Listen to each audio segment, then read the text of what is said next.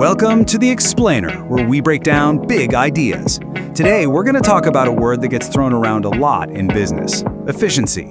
We're all told we need to be more efficient, but what if the way we think about it is, well, just plain wrong?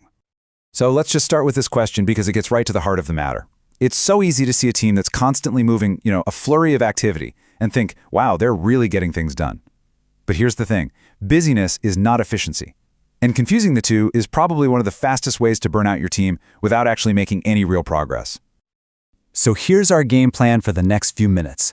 We're going to start by talking about a trap that's super easy to fall into. Then, we'll bust two huge myths about what efficiency really is.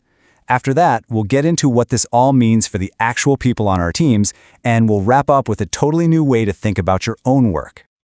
All right, first up, let's explore this efficiency trap. It's this mindset that feels so intuitive, so right, but it's actually hiding a massive problem right under the surface. I mean, we've all heard this, right? More output, same input, that equals a win. It's baked into how so many companies set their goals. But what if I told you that this simple formula is missing the most important piece of the puzzle, one that changes the entire picture? So that brings us to our first big myth. And to really get our heads around this, we're going to use a classic example from Taiichi Ohno, who is one of the geniuses behind the whole Toyota production system. Okay, so imagine a super simple production line. You've got 10 people, and every single day, they produce exactly 100 things. Got it? 10 people, 100 pieces. Super straightforward. Now, the team gets together, they do some Kaizen, they find some improvements, and they figure out how to make 120 pieces a day with the exact same 10 people. Now, on paper, this looks amazing, right? That's a 20% jump in productivity. More stuff, same crew. This has to be a win. Time to pop the champagne, right? Well, not so fast. Because now, the most important voice in this entire process finally pipes up: the customer. And the customer says, that's great, but I only need 100. So if your market only wants 100, what have you actually gained by making 120?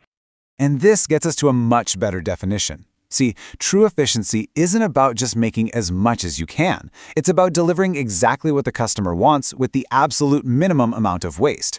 Those extra 20 pieces nobody asked for, that's not efficiency. In the world of lean, that's just a classic form of waste called overproduction. So this is the real breakthrough. The goal was never to make more.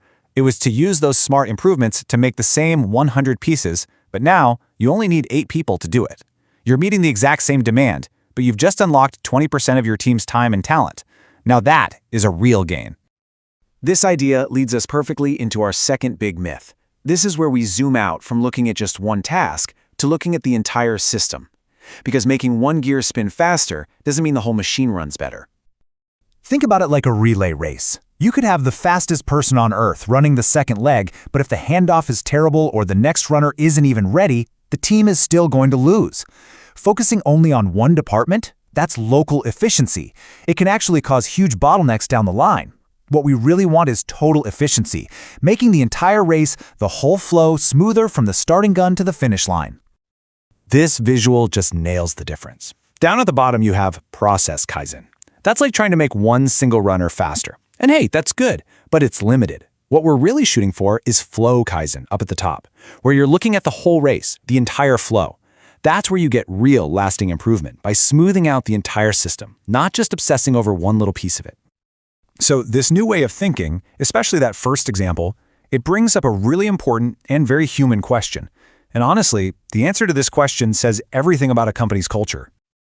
Okay, so we did it. We achieved true efficiency. We freed up 2 team members. Now, in a lot of places, the answer to this question is kinda scary. But in a true Kaizen culture, the answer is what makes a company go from just good to truly great.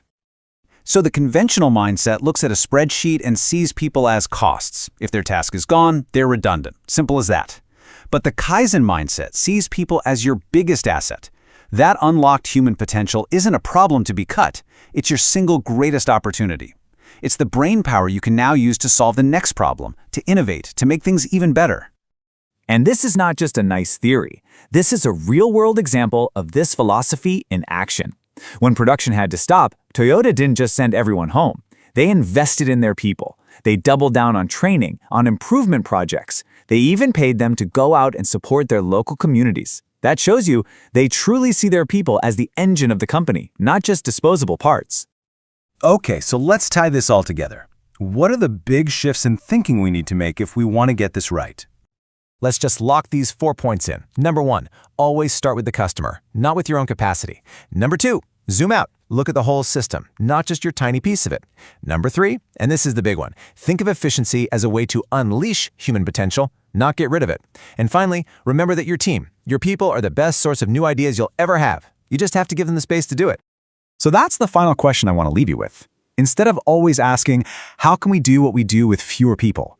Start asking, if we got more efficient, what amazing new problems could we solve? Just think about the innovation, the creativity, and the growth you could spark if you started seeing efficiency not as a way to shrink, but as a way to grow your team's real impact.